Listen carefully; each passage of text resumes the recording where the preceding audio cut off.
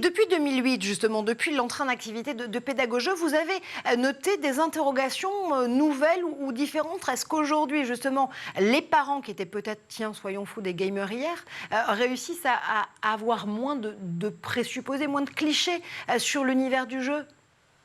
En fait, c'est très intéressant. D'abord, les parents d'aujourd'hui sont souvent des parents joueurs. On a plus de parents qui sont joueurs que de parents qui ne sont pas joueurs. Ça, c'est un premier point à prendre en compte.